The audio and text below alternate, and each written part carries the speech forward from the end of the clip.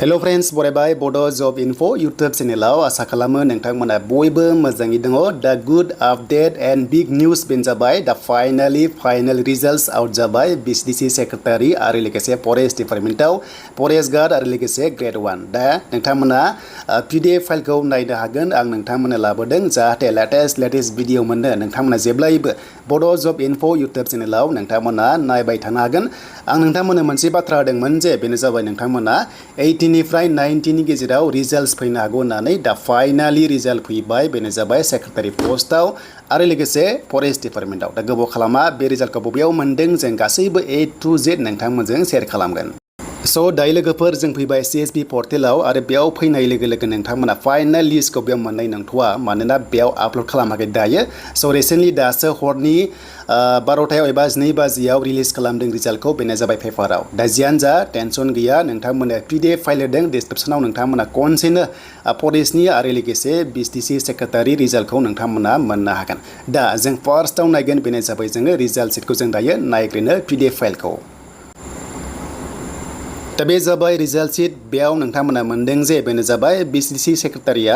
स' BCDC secretary पस्टआ 420 दंमोन। दा फाइनालि बेयाव जायनि रल नाम्बारा दङ बिथांमोना सेलेक्ट जाबाय। अके स' बिथांमोना सेक्रेटारि पस्टआव PNRD आव सेलेक्ट जाबाय। दा काट अफ होनाय जायाखै डाइरेक्ट बेयाव रल नाम्बार दङ आरो बे रल नाम्बारा जि दङ नोंथांमोना सेलेक्ट जाबाय।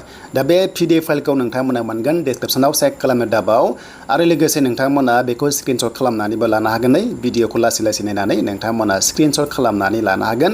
बेनो जाबाय फार्स्टआ BCDC सेक्रेटारि। अके थार्ड ग्रेड लेभेलाव नोंथांमोना रिजल्टखौ गोबां नेदोंमोन ना जे गोबां बुंदोंमोन BTCआ साख्रिनि माने रिजल्टखौ होनो हाला एबा एपइन्टमेन्ट लेटारखौ होनो हाला होननानै नाथाय फाइनालि रिजल्ट ओंखारबाय।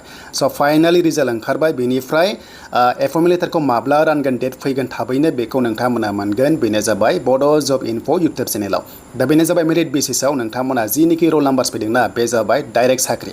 दाने बे थांबाय जोंहा थार्ड ग्रेड BCDC आव दाना फैबाय फरेस्टनि। अके स' फरेस्टनि रिजाल्टनै नोंथांमोना फिन कनसेबाव बेनो जाबाय फरेस्टनि नोंथांमोना मोनदों जे नोंथांमोना दाखालि जेनिखि बायबा टेस्ट होदोंमोन ना 84 भेकेन्सिस Gr-1 आव बेखौ स्क्रिनशट नोंथांमोना खालामना लादो एन्ड बेखौ खालामना लानाय लोगो नेक्स्ट लेभेलाव फरेस्ट गार्ड 330 दङ बेयावबो जिनिखि नोंथांमोना सेलेक्ट जाबाय नोंथांमोना साख्रि मोनबाय बेनो जाबाय फाइनालिस्ट। अके थ' बेनो जाबाय फाइनालिस्ट बेखौबो PDF फाइल खालामनानै आं नोंथांमोना होदों डिसक्रिप्सनाव चेक खालामनो दाबाव बे जाबाय फरेस्टआ Gr-1 आरो लोगोसे नोंथांमोननि गार्ड।